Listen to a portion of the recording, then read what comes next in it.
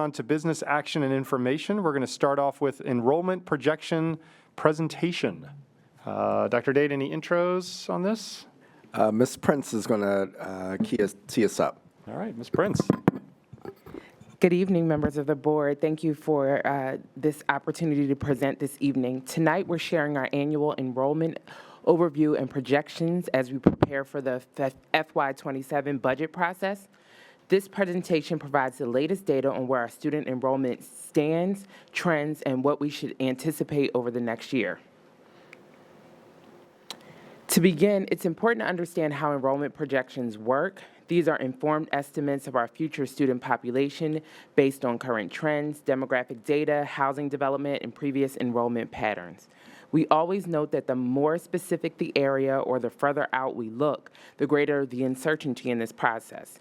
Division-wide, one-year projections are generally accurate. School-level and multi-year forecasts naturally carry more variability, and our special guest this evening, Dr. Keith Waters, will talk through that more. Before we get started, I do want to introduce Dr. Keith Waters, the Stephen Fuller Institute, and the work that they have partnered with us to do. They are a critical input to our forecasting work and the partnership that we have with the Stephen S. Fuller Institute at George Mason University. The Fuller Institute has been a leading source of regional economic analysis for more than 30 years. The research, ranging from short-term economic shifts to long-ranging forecasts, helps local government, school systems, and businesses make informed decisions. This evening, we're joined by Dr. Keith Waters, who brings deep regional expertise in economic development, housing, labor markets, and demographic trends. At this time, I will turn it over to Dr. Waters to share his insights on the regional context and what it means for our enrollment outlook for school year 26-27. Thank you, Dr. Waters. You can stand there, yeah, just make sure the button's on. Welcome back, Dr. Waters. Always good to engage with you on this topic. Yeah, thanks for having me back. Is this on? Can you hear me? It was a little more exciting to come back last year since I got a little closer than this year. But that being said, this is, I think, more important that I come back this year, given the state of what's going on. And so for that reason, this year's forecast is going to be a little different. And we're actually going to start with a pretty broad overview of the region, which I think is probably the most important context, basically just putting the school enrollment projections into context. So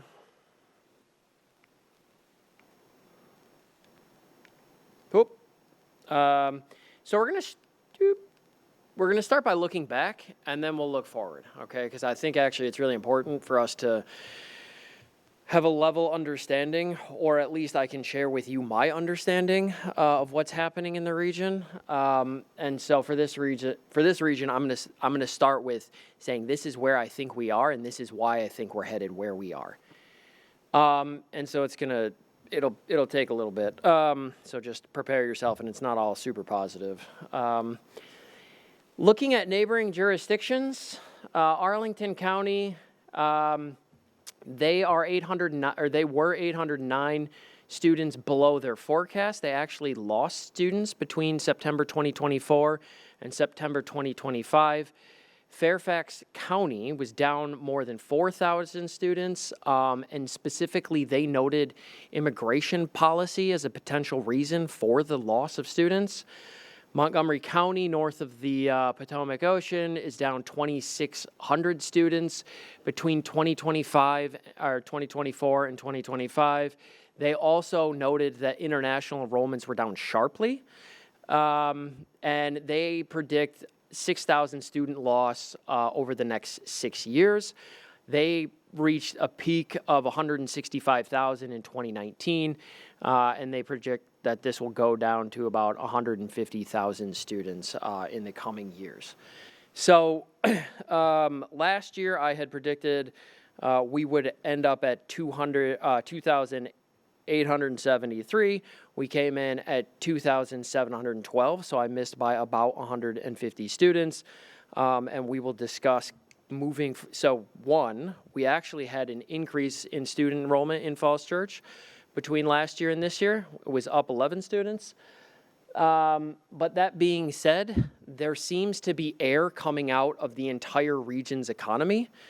And so we're going to walk through the region's, basically the economic data that we have, and just kind of share with you my view of the world, which isn't super positive. The bars that I want you to draw your attention to are those bright green bars. That's net international migration into the entire DC region. In 2014, from 2014 to 2015, we had about 47,000 international in-migrants, and about 40,000 between 2015 and 2016. Over the course of the first Trump administration, this fell to about 23,895, about 24,000 net international immigrants. And then we had the pandemic year where this really pulled back, okay? But what you'll notice is we had a really, it was a relatively gradual drawdown of net international migration as the Trump policies, basically started to bite and then worked their way through the systems, but it was relatively gradual. Following this, we had the Biden era policies, which expanded international migration, and it immediately bounced back. So we were pulling in about 70,000 to 83,000 international migrants into the region for the last 3 years. I fully anticipate that this number is going to contract much sharper than last time, and potentially already has. The immigration rhetoric was a lot stronger and a lot faster. Obviously, you all have seen the news with the ICE agents wandering around. And this is part of the reason why Fairfax and Montgomery noted both the loss of international enrollments. So we're pulling population. We're the way that I want to say it is that we're experiencing less population pressures regionally. Okay, the second bars that I want to draw your attention to, and I do believe this came up last year, is the light blue bars, which are a little harder to see. But what you'll notice about the light blue bars is they go from positive to negative from basically the 2010 to the 2014 period. So in the early years, and this is net domestic migration. So these are the folks coming to the Washington region from other parts of the country. Okay, that fell negative from 2010 to about 2014, effectively, as I would argue, because of the Budget Control Act and sequester. If you can remember back that far, we've been bumbling in and out of recessions as a region since effectively the Budget Control Act and sequester. We are so dependent on the federal government that when they decided to stop spending so much money, population pressure was a little bit lower region-wide. And so when you have the pandemic happen, people who didn't necessarily have to be here left the region for more space, because they could work from home, and you could have a bigger house. Your kid could have a bigger yard, and if you didn't have to live in a multifamily unit, you maybe chose not to. That has since pared back. Net domestic migration into the region as a whole between 2013 and 2014 was about 23,000, so the outmigration has slowed. But for the last few years, the net domestic outmigration problems and sort of I would argue, middling economy, we're sort of meandering toward moderate, we're meandering towards mediocrity regionally, was masked by a lot of international migration. So this is the first kind of pressure release valve into the region, which I actually think have probably shown up first in the student enrollment numbers. The second thing we're going to talk about is federal job losses. I think my clicker might have stopped working. Oh, maybe I turned it off. Maybe I didn't click fast enough. Can you just hit next slide? Oh, there we go. Maybe it fell asleep. Federal job losses in the DC Metro. We were at a peak of 380,000 federal jobs in December 2024, and despite kind of political rhetoric moving into the campaign, and nationally it was reasonably popular to say we do want to reduce the budget deficit in the federal budget deficit. I don't think anybody quite anticipated the scope and scale of the federal layoffs. We fell from the peak of 380 down to 353,000 federal employees in August of 2025. That number undoubtedly fell further in September 2025. Those data were to be released in late October. The federal government was shut down, so I do not know how many employees we were down in September, and that was also before the folks who took the deferred retirement, colloquially known as the fork in the road. They came off payroll October 1st. So we would have been collecting data about how many people came off federal payroll in October, and this gets really into the data nerd weeds, but the government was shut down for all of October. That is the first time that has ever happened, so the BLS was not collecting data for an entire month. This has not happened before, which means we will unlikely to get a regional sense of how many people came off federal payroll until late December. This is going to be the worst holiday present I can think of as a data nerd. But nonetheless, we don't really know the extent to which we've dropped. The last number that we knew was this August 2023 number. To put this into context, this is the same number of federal employees we had in the region in 2009. That we've lost 15 years of job growth at the federal level, and undoubtedly more, and we don't know to what extent. The second bit is professional, scientific, and technical job losses in the entire DC metro. This has been, the job growth slowed in late 2023. If you look at the green bars, those are the most important ones. Those are professional, scientific, and technical. Those are going to be your federal contractors, lawyers, architects, engineers. These are the ones making $100,000, $150,000, $200,000 that support the high housing costs around here. Regionally, those started to slow in late 2023 and went negative in 2024. Last year, when I came, it had started to turn positive. So if you look at the end of 2024, we started adding jobs again. Regionally, Northern Virginia didn't start slowing until this year. So if we look more narrowly at Northern Virginia, that held up a lot better. But immediately with the switch of the administration, we started losing professional, scientific, and technical jobs.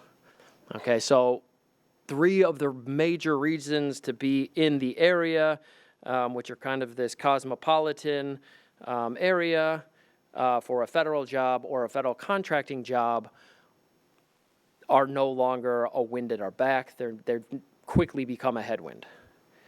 Okay, so looking at total job growth in the DC metro, it turned from positive job growth to negative over the summer, and again, we only have data through August, and we will find out, kind of how much it has continued to drop in the coming months.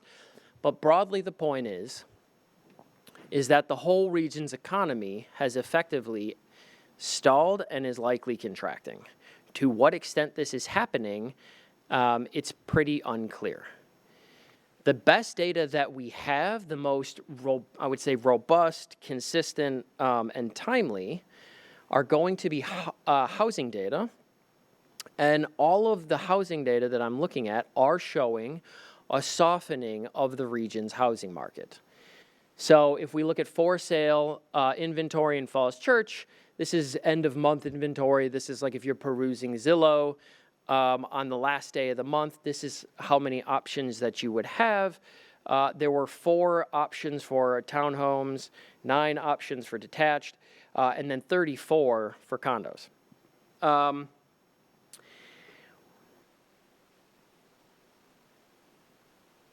What we see with the condos, what's interesting with the condos is it does spike effectively immediately after the election. So on October 2024, there were 3 condos for sale, and then this jumped up to 23 or so in November. So this is people likely who, I was talking to somebody recently who sold their condo 2 months ago, and they used it as effectively a pied-à-terre, where they lived in another part of the state. They came in and used it once a month to go to various business in DC, but they recently just sold it.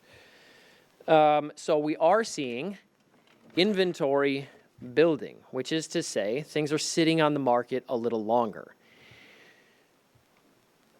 Importantly, Falls Church continues to be one of the most desirable communities in the DC Metro.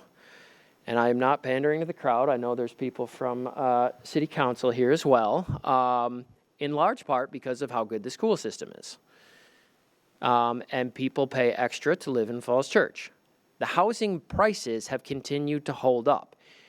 If you squint hard enough and stare at it long enough, like I have, you can kind of potentially convince yourself that there might be a softening in condos and co-ops over the last few months. That's the yellow bar at the bottom. The dark bar, which is attached homes, that grew through summer. It has a sort of cyclical low. I've left the bounciness of this. So this is the median sales price. I've left the bounciness because it's a relatively few number. This is what in statistics we would call not robust at all, but I've tried to just leave it as plain as I can. It's really bouncy because there just aren't that many sales, but nonetheless, it's not like home sales are falling off a cliff. People still want to live in Falls Church at the moment, and same with townhomes. That being said, I've seen some work recently coming out of Bright MLS that has shown that inventory in the DC Metro as a whole is increasing faster than in the Mid-Atlantic, which is likely the result of the federal administration's policies. And I'm very curious. I'm mostly curious to see how this plays out in the spring when we enter the typical selling season. If we look at multifamily, so this is multifamily stabilized vacancy. This excludes the stuff that just came online. Stabilized buildings are those with either 90% occupancy or have been on the market for 18 months. We have seen stabilized vacancy start to climb. It's not spiking, but it is going up. Okay, so this excludes the stuff that just came online. This is stuff that has been around for 10, 15 years. It is starting to climb. So both the most current and robust data sets that we have are showing weakness in the region's economy, and it is showing up in Falls Church. This is also for Falls Church, not the region. Okay, so with that as a backdrop,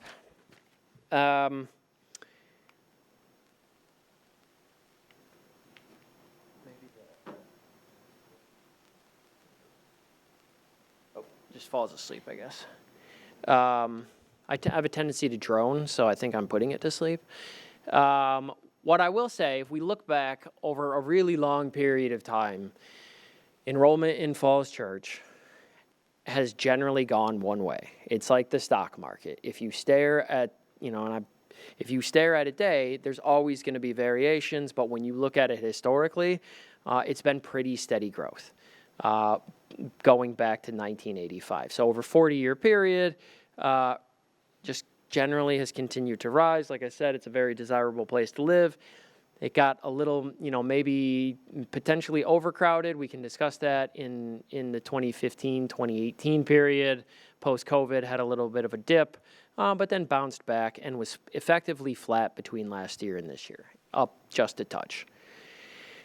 If we look at monthly enrollment, and I'm going to hang on this one for just a little bit, Falls Church actually set an enrollment record in March of this year. In March of 2025, the monthly enrollment was 2,753. That at least with the monthly enrollment, that is a record enrollment for the City of Falls Church. That is effectively when Doge was happening. Okay, so we hit a record right when Doge got really going, and thereafter we fell down to the current, the October 30th number was 2,712. Okay, so we lost about 40 students between March and October. There's a bunch of different ways I could bore you to sleep, but two things that I want to point out is that it is typically the case, or at least over like in just looking at the post-COVID period, that Falls Church adds somewhere between 15 and 40 students between the start of the year and the end of the year. So it's not unusual to add 35 students. It's pretty normal, actually. What's even more interesting is if you, well, from my perspective, what I find more interesting is over the last few years, in 2022, there was a drop of 8 students between the end of the year, between sort of June 6th or whatever it is that year, and September. You typically add students over the summer, which is really, for me, pretty intuitive. You get some churning, people sell their house, they decide to move to Florida or whatever it is, somebody else moves in, they got kids. In 2023, over 2023 and over 2024, you added 66 and 54 kids. If you take an average of that, you just use 60. If you add 60 students to the June number, not even to the peak number, but just to the June number, you effectively end up at 2,800 students, 2,799 students, which is to say the drop that we've experienced since March is pretty unusual, and I personally attribute it directly to the federal policies: immigration, federal employment, and federal contracting. And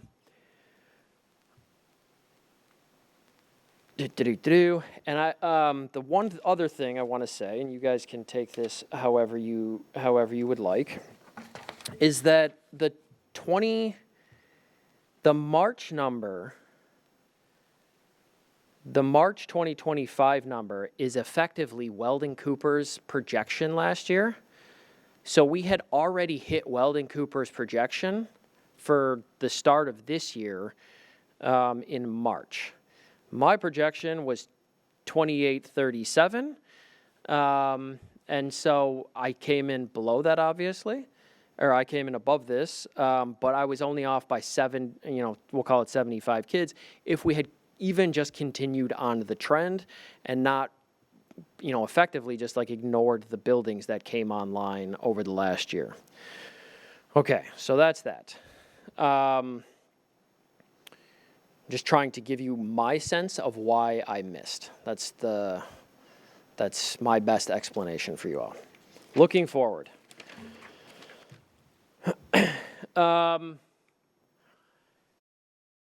The estimate changes, I'll say that my method has changed a little bit, just given the miss and the information that I have. It's pretty nuanced. We can get into it if you would like, but I would just like to point out that, for the most part, the method is we estimate the number of housing units. This includes things that came online over the last year, the Alder, Madera Falls Church, and the Oak. And then I estimate vacancy rates among the housing units. And then I estimate school enrollment from the households. Okay, so this is these estimates, the broad point is these estimates are coming out of the number of households in Falls Church. The reason that I was brought in is because of the number of buildings that are coming on, or that came online, are not incorporated into the Weldon Cooper projections. The Weldon Cooper projections are just school enrollment projections based on enrollment trends under the assumptions that the trends will continue into the near future. The underlying trends that they focus on are grade progression ratios, which are just the number of kids who move up, from 7th grade to 8th grade, 8th to 9th, so on. And then they plop in some kids at the kindergarten level based on birth rates.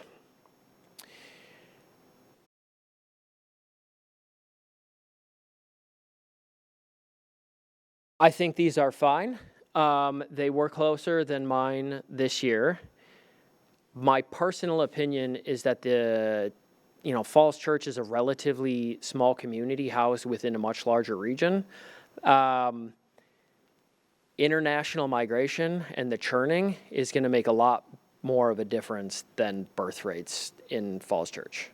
That's just my opinion. Okay, so moving into the generation rates, these are, we'll call them a modified generation rates. I'd like to point out just a couple things. Single family. So if we just look at the broad trends, single family generation rates had been trending back up. And so it had ticked up from 0.676 in 2022 up to 0.7 in 2024. The assumption last year was that it was going to continue to increase. Apartments and condos was roughly the same.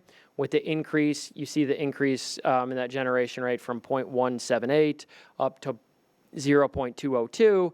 That was, I assumed that was going to continue to increase, and particularly I was concerned last year, and still am concerned this year, if I'm being perfectly honest with you, that it may trend back to those pre-COVID levels of 0.24, 0.237. These don't seem like a lot, but they actually can start to add up really quickly. Multiplication is a lot more powerful than my bank account would prefer to be.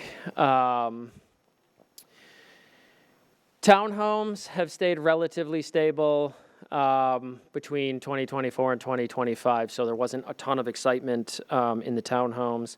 Most of the action actually of what we saw was an increase in the number of total students coming out of apartments and condos, and a slight decline in the single family. So adding all this up, I'm still nervous that we could go back to pre-COVID generation rates. Not this year, probably, or kind of not in the coming year, potentially not in 2027. It, for me, has become painfully obvious how interconnected our region is based on this particular project. We are very dependent on the federal government, and whatever they decide over the coming times, I think is going to strongly influence these numbers. If you guys know what federal policy will be tomorrow, that'd be great. I would love to know. But I'm less concerned we're going to get back to this pre-COVID generation rates. I do still think all of the housing and the quality of your schools, and I will tell City Council this in a couple weeks, eventually will fill back up, and I think we will get back to those numbers. It's just going to take a little bit longer than I anticipated. So I still predict that we are going to come in a little bit over the Weldon Cooper numbers. So between this year and next year, it's an increase of 33 students. Weldon Cooper has about 14. This is how it breaks down by grade. This is also a modified grade progression ratio. Basically, just because there's a couple big classes that sort of snake through the system, and the one of them is in 12th grade, so they're about to leave. So for the moment, I'm only going to be giving a projection for next year, because I'm actually, to be frank with you, sort of once bitten, twice shy. I did come in a little high last year, and because the generation rates have gone down and back up, I'm hesitant to even give a estimate for 2027. And even before this, I'll say that I put out a monthly employment forecast in our monthly newsletter. I paused that in July because so much uncertainty had been building. So even before I knew the enrollment rates, I had basically stopped forecasting because there were so many known unknowns. So I'm going to end on some, I think I'm going the wrong way here. I'm going to end on a couple caveats, and then I'll open it up for some questions. The federal government, the shutdown has resulted in a lack of timely data on the region's economy. I don't know how many, and couldn't estimate how many workers took deferred retirement. I was planning on doing it because we'll get national numbers on Thursday, which is also weird for people who pay attention to data. It's always Jobs Friday. But so those data, the latest data that we have on that is August. Housing data are the most robust up to date. Both of those show a softening. Federal immigration policies likely are going to reduce upward pressure on enrollments. Inflation is still running above target, which I have a bunch of things that I could talk to you about. But the broadest point is that there's a lot of uncertainty, like known uncertainty in the system right now, and it's giving me pause. And so that is where I am at. And with that, I will open it up to questions. Thank you for listening. I know it was a long thing. No, thank you, Dr. Waters. I know we've been anticipating your return and discussing this. Obviously, there's been a lot of unknowns. Just take comfort in the fact that you're still better than a meteorologist, so you're good there. I think I'm trying to think of. I had a couple questions about some of your slides. One, I think you might have addressed it, but the condos. Do you mind going back? I didn't have the slide number, unfortunately. I was wondering about the condos. I think it was the number 38 or 35. It looked like a huge jump. That is now, I think it was a vacancy. Yeah. Yeah. It's for sale. 34, yeah. Does this control for the number of condos that are new and are for sale, or is this just condos that are now for sale that were pre-owned or that were owned and now being for sale? Because I know we've had a lot of condos opened up. So how does this control for that? The Oak, I believe, started selling. The Oak is the condo building that just opened up, and I believe that just those started selling in June. So I don't think, unless I'm wrong, and I'm now questioning myself, but I believe the Oak opened after these numbers jumped. So that jump is excluding all of that new stuff. And I believe also, I'm fairly certain on this, but this probably would not, I'd have to check, but I don't believe that these would have hit the MLS. This is just stuff that goes on the multiple listing service. Okay. So if the developer is selling them directly, it wouldn't be going through a realtor and then wouldn't end up on Bright MLS. So This would exclude the Oak. Okay, no, that's good clarification. And let me just make sure if I had another question, but I have to look at my notes. Other questions, comments from the board now that Dr. Waters is here? Mr. Anderson? Yeah. So thanks for all the information. I know it's as a statistician myself, projection's hard. But I think I raised the issue last year, and it does still concern me, and seems to concern you, is that we have a capacity for much more in terms of the housing stock for more students. Yeah. And so I'm curious as to what factors you think we should consider in terms of we have your estimate for what might come along next year, but that is obviously going to be very sensitive to kind of the internal migration of the region, because Falls Church is a good place to go for getting your kids into schools, and so that still concerns me. And so I mean, how much uncertainty are you putting around your projection? I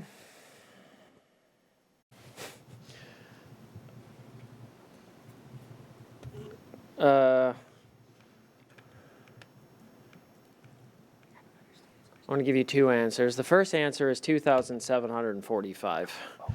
That's a joke. Okay, just for the record. I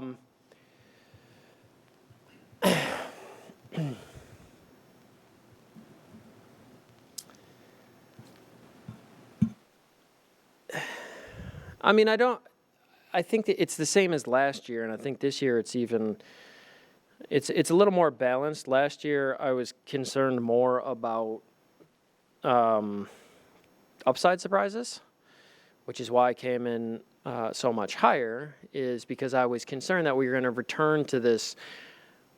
We're barely above 2017 levels, and we have had added quite a bit of housing stock.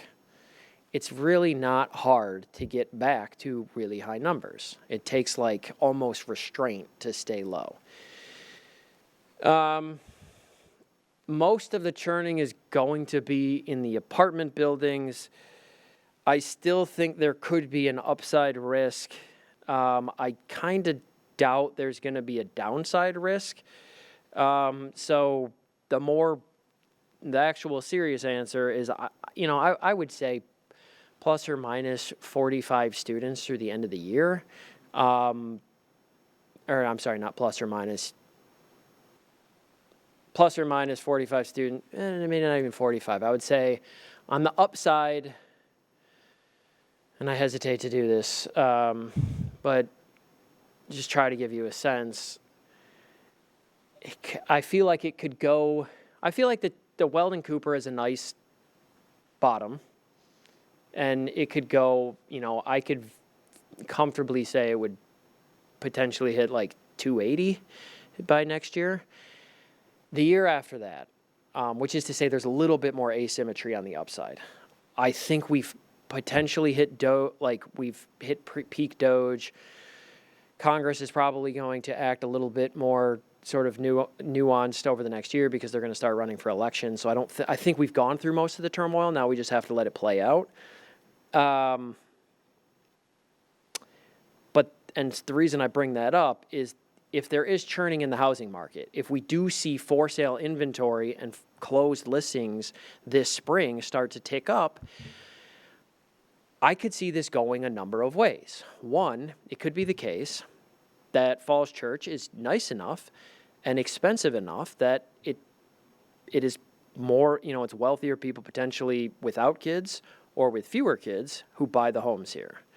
Alternatively, if you get enough of a spike or the inventory that comes on is condo, if it's enough condos, and people really do want to send their kids to the best schools, you could see a surge in kids.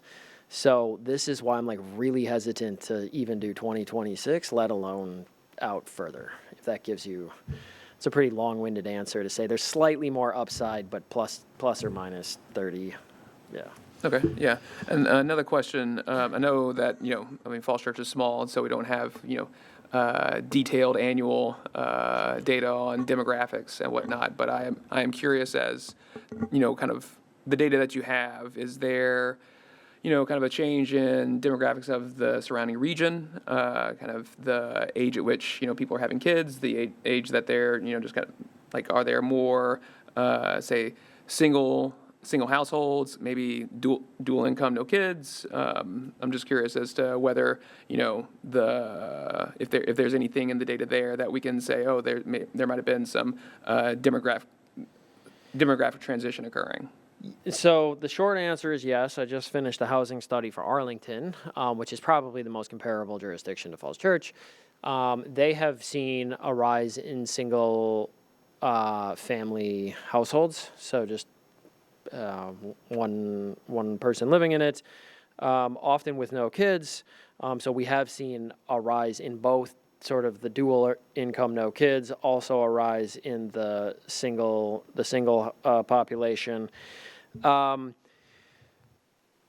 Another one that that we were looking at for selfish reasons. So we're at George Mason, and we were, me and my boss were just pontificating one day, and we were thinking about sort of the pool of students that we could draw. And what's kind of interesting is post-COVID, you saw a big drawdown in the mid-late 20s population, right?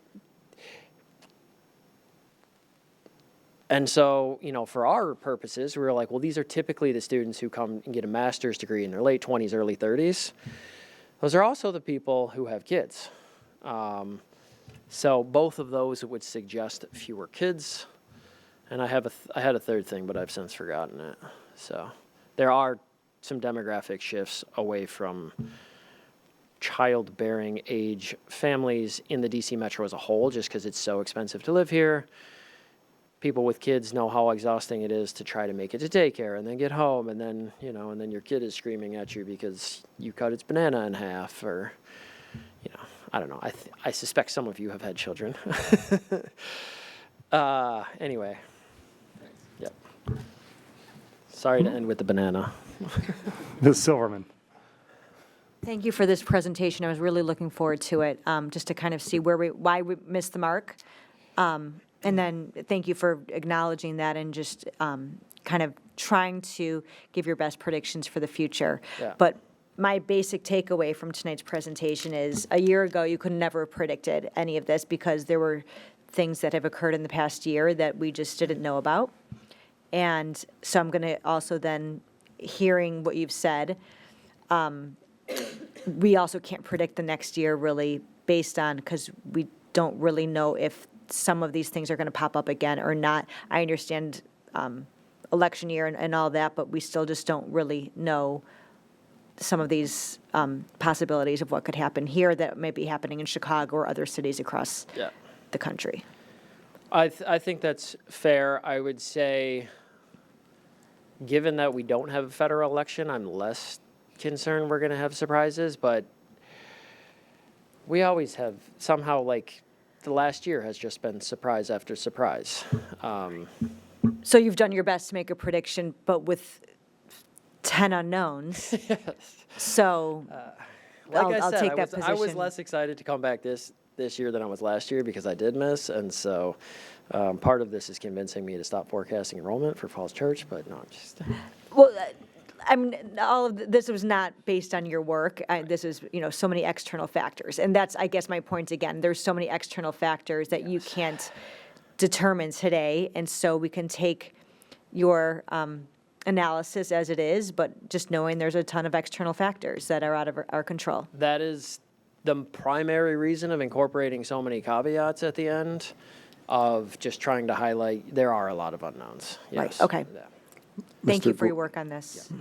Just, there is one data point that I think my team has really held on to is declining enrollment is the headline in districts across our region, and Falls Church City did not experience that. Like, that is a very, very strong data driver for our team as we try to make sense of what's coming next. Like, that is something that we just can't lose sight of, is that those declining enrollment headlines and cuts and closing schools and things of that nature, like, we're not even near that. So I think the swirl that occurred and we were still able to climb some, I just think is a remarkably strong data point that we shouldn't miss as we kind of think of going into next year.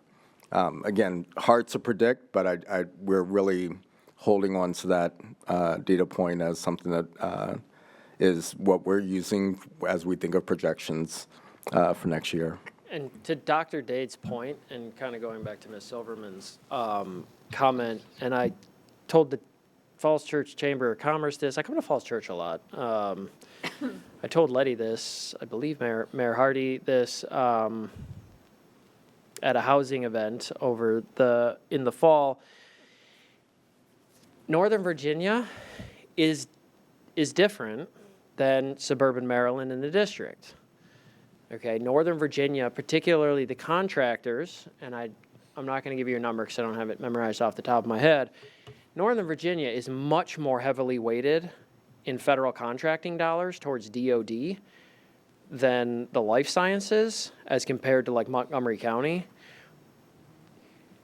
Montgomery County and Frederick County really pull this down pretty heartily. And if you just listen to what the discussions are from the federal level, it's, epidemiology is not real popular these days, but DOD is. So just given the makeup of Northern Virginia's economy, it could just kind of flatten out for a year or two and not go negative like we're really seeing pretty severely across north of the river. So to Dr. Dade's point, like, Falls Church could actually kind of just escape flat for a little bit. That makes sense. It's a good point, Dr. Dade. Good reminder. Thanks, Dr. Waters. Other questions, comments for Dr. Waters? Ms. Tice?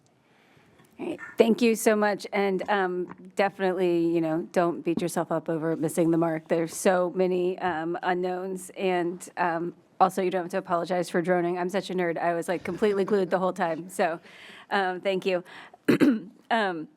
My questions were, one, when we were looking at the numbers this fall as they were coming in, and we took a moment to look back at where we ended the year in June, it didn't seem as shocking. And I guess I'm wondering what your advice would be in, as we look towards, is this number, this 2745 number, is the projection for the start of the school year, correct? For next year. Right. Yeah. Yep. So what advice would you have for us when we're looking at end-of-year data?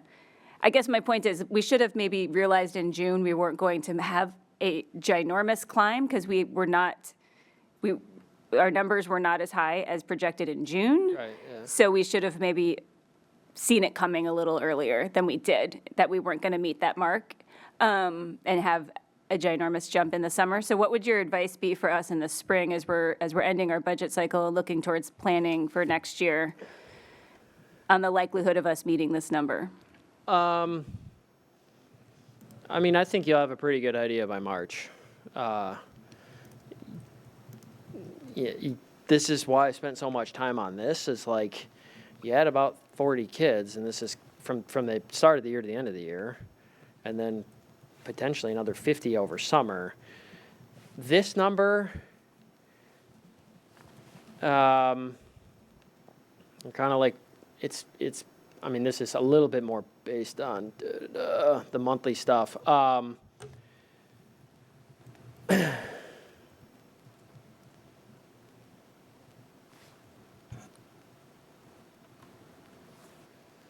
That's a good question, to be frank with you.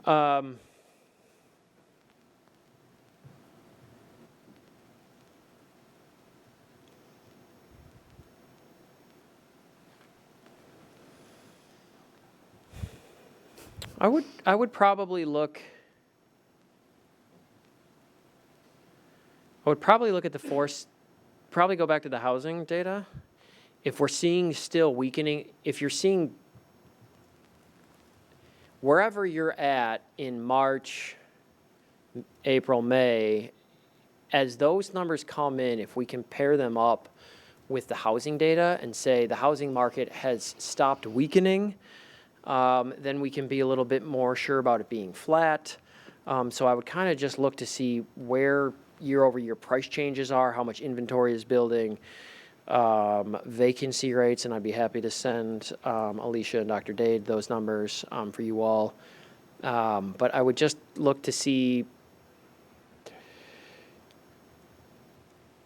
kind of how the housing market is going, because that's going to be that's like, and I mean, that's, to be frank with you, I mean, apart from the federal layoff, or from the deferred retirements, layoffs, whatever it is, I'm curious to see on what happens in the spring, because I could see it, I can very easily play a scenario in my head where you're a federal employee, you take a deferred retirement package, but you're like, well, I'll put my house on, I'll clean it up over the winter, and then I'll sell it in the spring.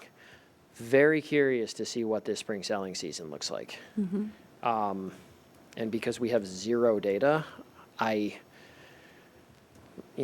haven't delved into it, but I would be looking at the housing data. Okay, that's very helpful. Thank you. And when you were saying an average of this over the summer, I think you were saying it's not unusual to get about 40 kids over the summer, right? Yeah. Is that what that number you had said? So we would expect to be at 2,700 still at the end of the year if we're, things are normal, which nothing's normal, but yeah. Right. Yeah. I mean, this is a conservative estimate, which is going back to Mr. Anderson's question about like the error bars on it. I'm still nervous I'm going to miss on the high end, and it's going to come in way high. So, but I'm here, so it's okay. That's okay. I know that this is hard work. My last question is, when you're mentioning vacancy rates, and I guess what I can't wrap my brain around is I know we have capacity for more kids in our system, but we don't have massive amounts of vacancy in our housing stock. Is that correct? So is it just that our housing is full of people with fewer kids, not that we have housing that is a significant number of percentage of housing that's vacant? Yeah, so that's what the generation rates kind of show, is that's the number of kids coming out of the number of households, which takes into account, I started taking into account the number of housing units, at vacant housing units. And so that's like, if you look at the apartment/condo number, what you'll see is in like 2017, it was at 2.58. 2015, it was at 2.66. When you see it come down, that's saying that fewer kids are coming out of those units. Right. That makes sense. But but in terms of, the housing is full, it's just full of fewer kids. Yes. Okay. And that was kind of the comment about these like pied-à-terres, and I mean, I can tell you all sorts of stories. I mean, if we think about apartments and condos, with the federal workers, I mean, another thing that I didn't even mention, I got a lot of random side stories on all this. And actually two that are worth mentioning around this. There's also return to office mandates, right? If you moved out to Stafford County, and you got your kid enrolled in school in Stafford, you might not want to uproot them. But if you have to be in the office a couple days a week, and you're like, maybe I'll rent an apartment for a little bit, that would pull a unit off that would pull a unit out of like the student generating ones, and like the kid is in Stafford, and they're just sleeping there a couple nights a week because they have to be back in the office. Also on the federal job losses, this is a pure pontification. I would be in some ways curious how teacher turnover and attrition compares this year to previous years.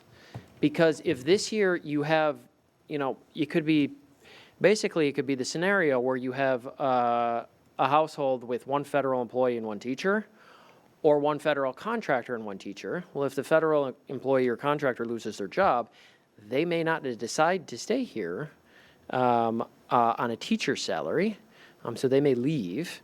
So I'm actually curious to see if teacher attrition goes up this year as opposed to previous years. So that's just something for you guys to think about. I don't know how it's going to play out, but. That's a good reminder, too. Thank you so much. Really appreciate your time.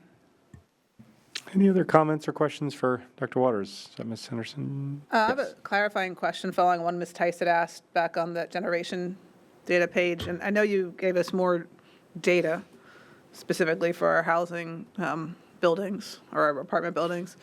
So that 0.177 apartment condos that have gone down, that, if I'm reading that correctly, that means for every 100 apartments, there are 18 students coming out of them? Yeah. Right. But we have more apartments than we had 5 years ago. Yes. So overall, are we having more students from the apartments, just more total number of human being students coming from apartment buildings than we did in the past? Just fewer per unit? Or am I? Yeah, I am, I'm confusing two charts in my head that I made. I threw a lot of charts at you guys, so I was trying to limit this. There were more kids coming out of condos and apartments, specifically the apartments. So yes, there's more kids coming out of apartments, but then there's fewer of them. So you have these competing forces of rising vacancy, fewer kids coming out of the units that are occupied, but then there's just more, which makes this whole thing kind of, yes. So there's more there. I believe there were more kids coming out of apartments and condos, and specifically the stuff that's newer. Something that jumped out at me was there was a notable drop in the students coming out of Falls Green apartment. And so that is one of your older apartments, but the newer apartments have been seeing a rise in students. So there seems to be, I can't tell if it's kids aging out of the apartments, the data are not that granular for it. If it's kids aging out and then there's just, the people that are staying there continue to stay, or if there's a substitution effect where when the new apartments come on, they move to the new apartments. So there's a bunch of competing forces, but there was a slight rise, I believe, in the number of kids coming out of apartments. And so I'm looking at another one of the charts that was in board docs. It's not in this deck. Yeah. And it looks like even with that, because that has the numbers I think you were talking about, like the green, purple, and orange bars. But even with that, the percentage of students and the total number of students coming out of single-family homes is holding remarkably stable.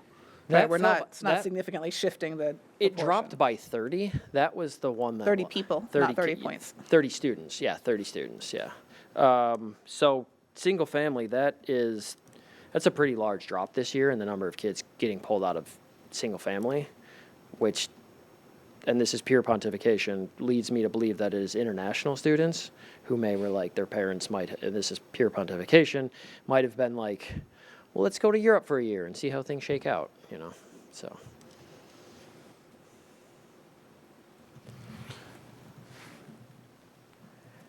Have I All made- right. Any other questions or comments? All right, Dr. Waters, appreciate it as always. Look forward to seeing you. You're coming to the December meeting? Yeah. Okay. Monday after the December meeting. That sounds good. And just know that I think Ms. Prince is going to have a clawback in your future contracts if you're off. So she's tough. So just be That's- ready. look. So yeah. All right. Thanks, Dr. Waters. All right.